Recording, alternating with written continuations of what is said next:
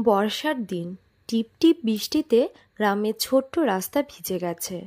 ৮ বছরের রাহুল স্কুল থেকে ফিরেই ছুটে যায় পুকুর পাড়ে কাগজের নৌকা বানাতে। প্রতিদিন একটাই কাজ, একটা কাগজ, একটা স্বপ্ন, আর পুকুরের জলে ছোট্ট ভেলা। আজ সে দেখে আর একটা নৌকা ভাসছে আগেই, ভিজে কাগজে লেখা, আমি রিয়া, তুমি কে? রাহুল অবাক। সে নিজের নৌকায় লেখে, আমি রাহুল। তারপর সেও জলে ভাসিয়ে দেয়। এইভাবে প্রতিদিন তারা কাগজের নৌকায় গল্প লেখে। কখনো গল্প, কখনো কবিতা, কখনো শুধু একটা হাসির চিহ্ন। এমনই একদিন রাহুল লিখল, তোমার সাথে দেখা করতে চাই। পরদিন কোনো নৌকা এলো না। বৃষ্টি থেমে গেছে। রাহুল মন খারাপ করে বাড়ি ফেরে। হঠাৎ পেছনে আওয়াজ, তুমি রাহুল? সে ঘুরে দাঁড়ায়।